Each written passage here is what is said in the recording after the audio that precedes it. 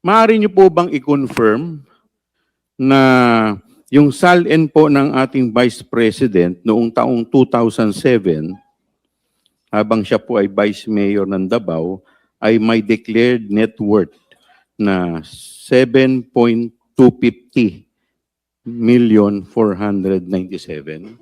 7,250,000. All right. So dito po sa 7,250,000 sa kanya pong SALN, magkano po yung kanyang dineklara na cash at saka cash deposit? Reading from the SALN submitted by the Vice President, yung cash on hand and bank niya for the year, various years acquired is 2 million. 2 million. Okay, thank you po.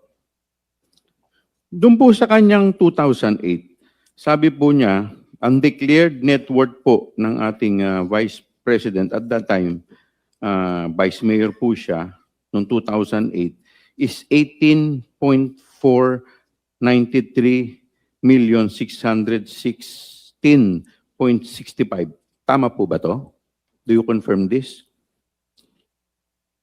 Your Honor, based on the 2008 submitted SALN, the net worth of the Vice President then is 18,493,616.65.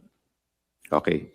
At magkano naman po ang dineklara niyang cash at cash deposit po sa kanyang SALN noong 2008? Ang declaration po niya dito sa kanyang 2008 SALN is 2 million din po, Your Honor. 2 million ng cash. Salamat po.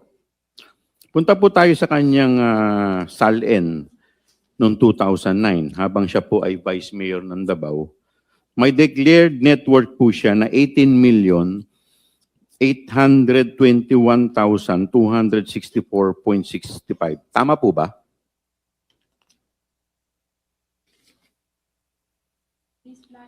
Please flash 2009, SALN.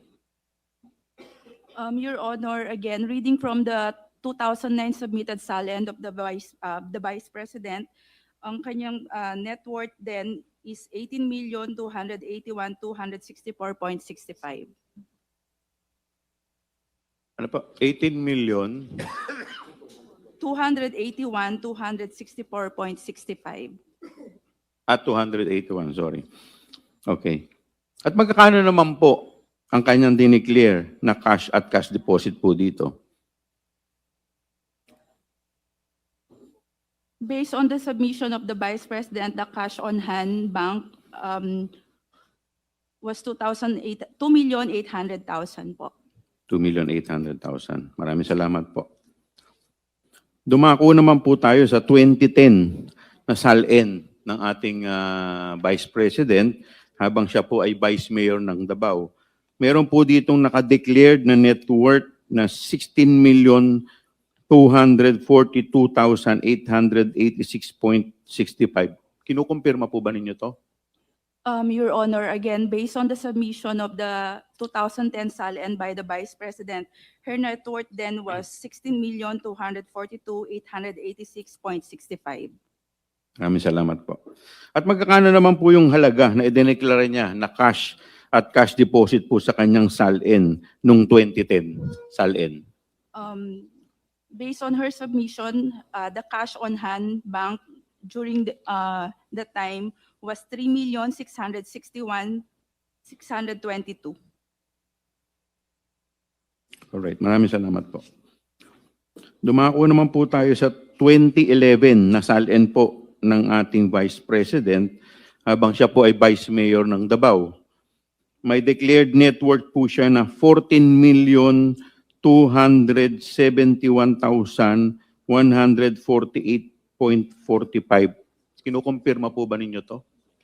Your Honor, reading from the from the 2011 SALN submitted by the Vice President, her net worth then was declared as 14,271,148.46. At magkano naman po ang halaga ng kanya na dineklara po niyang cash at cash deposit sa kanya pong SALN noong 2011? The declared cash on hand bank for the 2011 SALN was 3,931,125.80. Okay. Dumako naman po tayo sa kanyang 2012 na salin habang siya po ay Vice Mayor ng Davao. Meron po siya ditong declared net worth na 22,116,101.93. Kinukumpirma po ba ninyo to? Again, Your Honor, reading from the submitted 2012 SALN of the Vice President, her declared net worth was 22,116,101.93. At magkano po yung kanyang dineklarang cash at cash deposit po sa nasabing taon, 2012?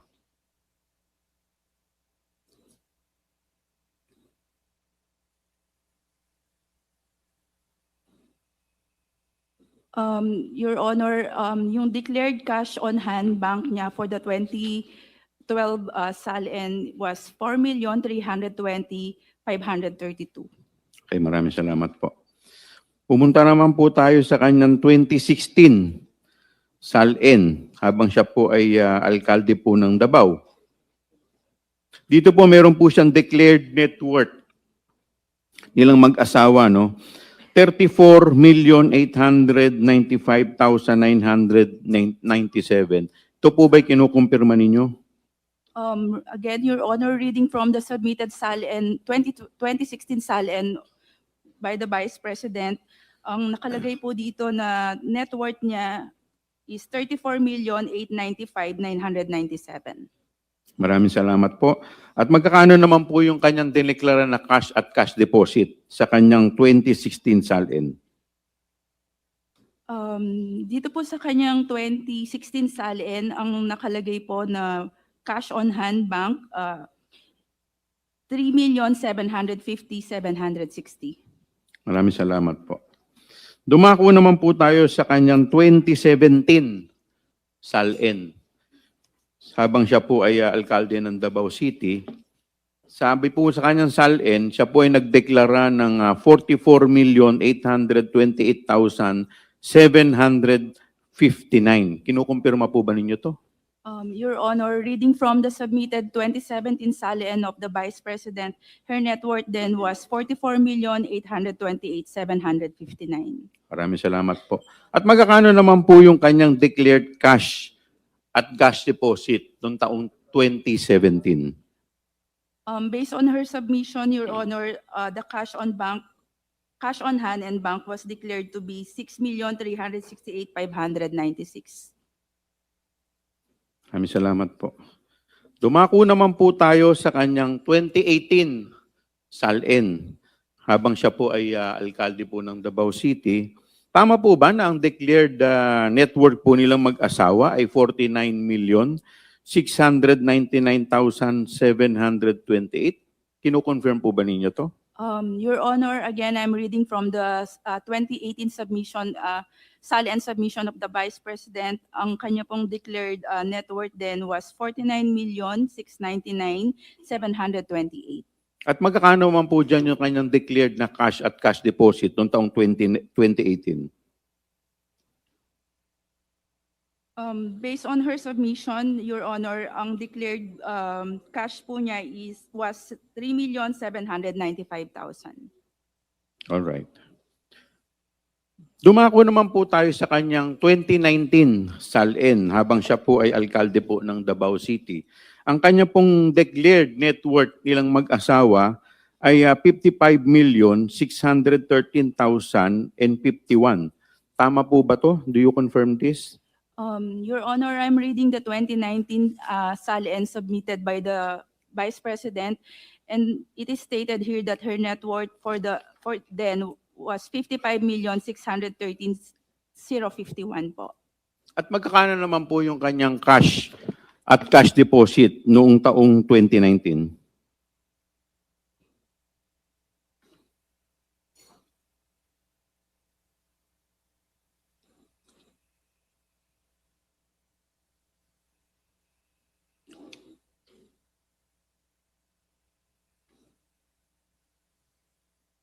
Your Honor, based po dito sa submission niyo ng 2019 SALN, wala po nakadeclare na cash on hand Wala or po, bank. walang cash or cash deposit na dineklara. 2019. Tignan po ninyo na maigi.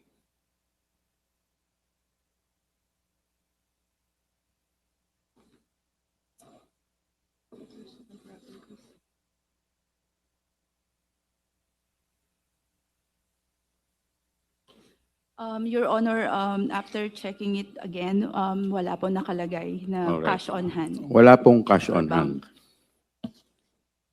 Dumako po tayo sa kanyang 2020 na SALN habang siya po ay alkalde ng Davao. Meron po siyang dineclare na net worth nilang mag-asawa, 56,583,735.01. Kinokonfirma po ba ninyo to?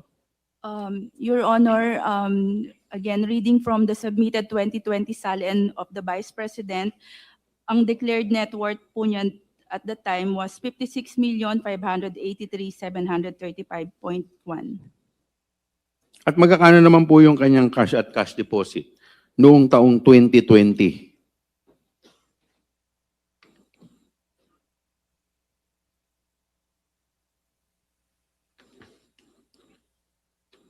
Your Honor, based on this 2020 SALN, wala pong nakadeclare na cash on hand or cash deposit ang Vice Wala rin President. pong cash tsaka cash deposit.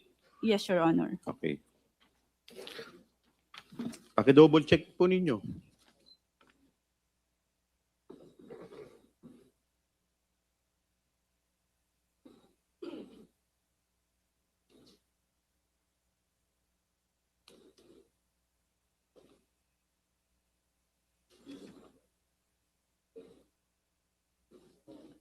Your Honor, after checking it, we can confirm na wala pong nakalagay na cash on hand or deposit na declared sa 2020 SALN of the Vice President. Okay, thank you po.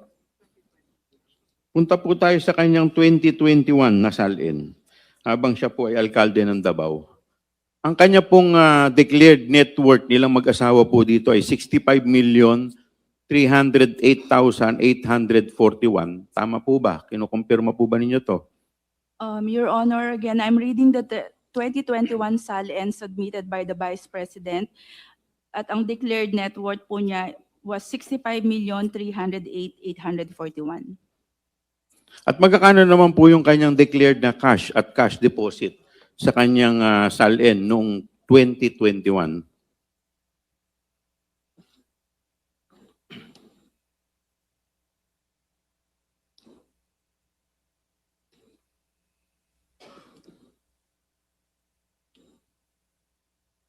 Your Honor, based on the 2021 submitted SALN of the Vice President, wala pong declared cash on hand or bank deposits.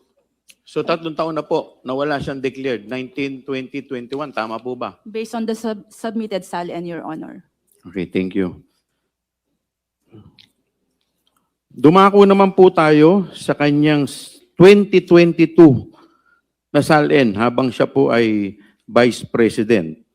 Ang kanya pong declared net worth nilang mag-asawa ay 71,058,841. Tama po ba? Do you confirm this? Your Honor, again, I'm reading the 2022 SALN submitted by the Vice President at ang kanyang declared net worth for that year was 71,058,841. At magkakano po yung kanyang declared na cash at cash deposit noong taong 2022?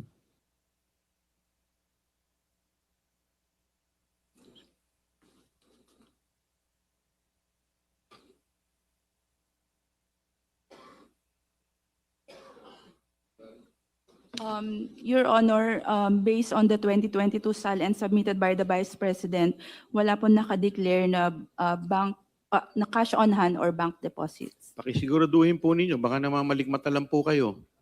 Give us a few seconds, Your Honor.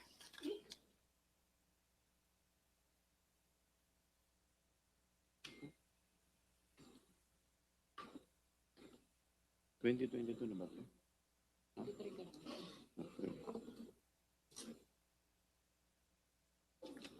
Your Honor, based on our second look for this SALN, wala din po talaga nakalagay na cash on hand or bank deposit.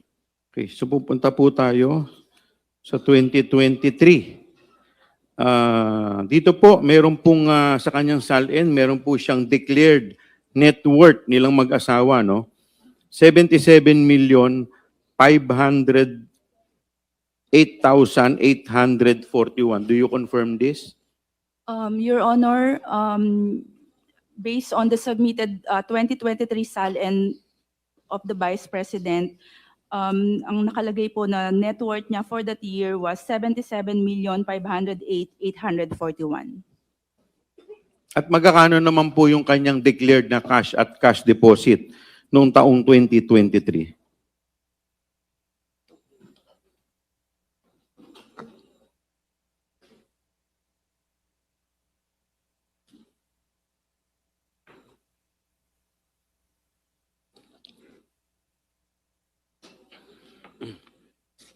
Your Honor, based on the 2023 SALN submission by the Vice President, wala pong nakalagay na cash on hand or bank deposits declared. So sa 2023, wala pa rin po. Wala po, Your Honor. Okay. So, punta na po tayo sa kanyang declared SALN for the year 2024. Ang sabi po dito, meron po siyang declared net worth na 88,512,370.22. Tama po ba to? Your Honor, based on the 2024 SALN submitted by the Vice President, the declared net worth then was 88,512,370.22. At magkakano po yung kanyang cash deposit? Declared cash at saka cash deposit noong taong 2024.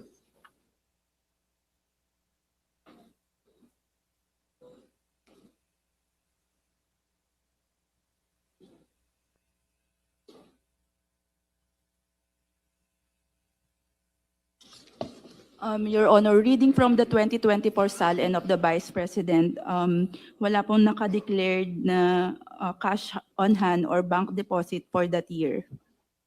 Wala pa rin po. Yes, Your Honor. So sa madaling salita, yung kanya pong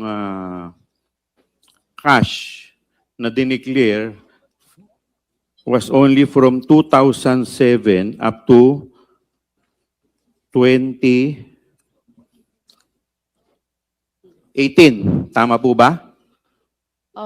Based on our received copies of the SALN, Your Honor, yun po yung lumalabas na years na meron po siyang declared cash on hand and bank deposits. At noong 2019 at 2024, kahit na 5 po, wala po siyang dineklara na cash at saka cash on hand. Tama po ba? Based on the submitted SALN, Your Honor, wala pong nakalagay na cash on hand or bank deposits. Kahit 5 po? Wala pong nakalagay, Your Honor. Wow. Thank you po, Madam Chair.